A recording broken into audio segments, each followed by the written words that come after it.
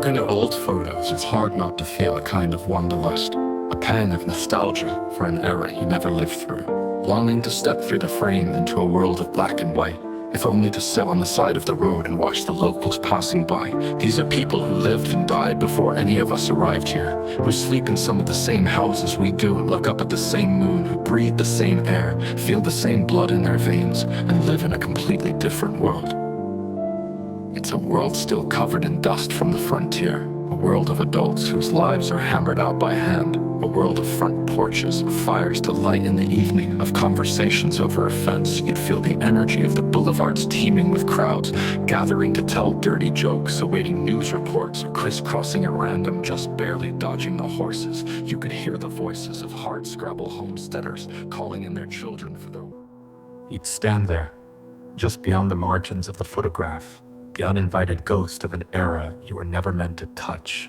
The air would smell different, thicker, maybe, with coal smoke and sweat, with the iron scent of machinery just beginning to outpace the hands that built it. The buildings would loom heavier, their windows glinting with a clarity unmuted by modern pollution, and yet the light would be softer, as if time itself were slower, filtering through a world that still had patience for waiting. Listen. The cadence of the street is not like yours. The voices stretch longer, vowels carried with the unhurried drawl of people who have nowhere to be but here. A newsboy shouts headlines in a voice too hoarse for his age. A woman in a long, dust-colored dress adjusts the weight of her basket, glancing up just once before vanishing into the crowd.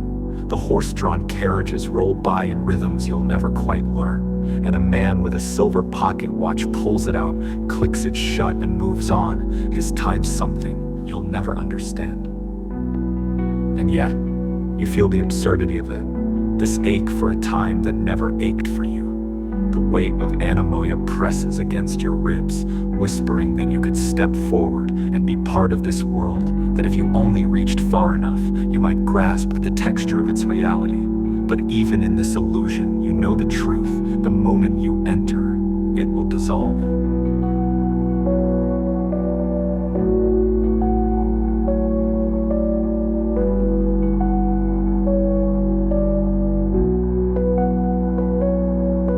Like an old film reel catching in the projector, the frame flickers, then jumps. The figures become spectral and static. The past does not wait for tourists. You are left standing in the present, staring at a photograph, its paper brittle beneath your fingers. Or look around at the architecture of the old city, whose ornate limestone canyons fade back into a ghostly haze, dotted here and there with people lounging in the windows, trying to escape the oppressive summer heat.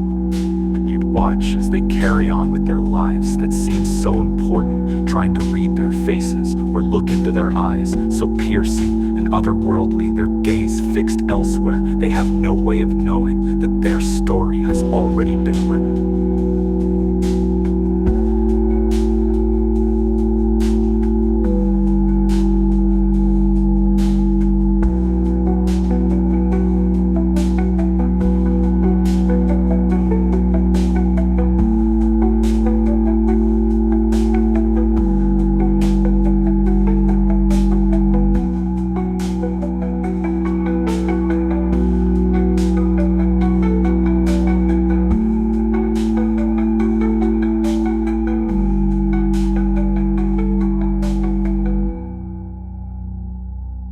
Comes without warning, as if something ancient and unspoken had passed through you, brushing against the edges of your soul before vanishing into the ether. A fleeting recognition of something never seen, never known, yet intimately familiar. Not a memory, but the hollow where a memory should be.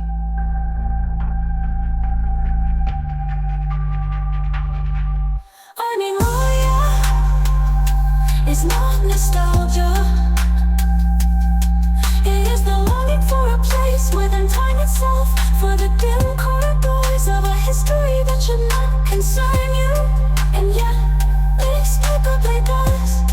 It is the dissonance of standing at the crossroads of eras, feeling the past breathe against the present, yet knowing it has no doorway through which you might enter. The sensation is zero. irrational yet profound, an ache for something that cannot be retrieved, because it was never truly yours to lose. But what is it that stirs when anemoia takes hold? It is more than aesthetic attraction, more than wistful curiosity for the sepia-tinted lives that came before. It is something deeper, more primal, a resonance with the unrealized, a kinship with the echoes of the world's unconscious dreams.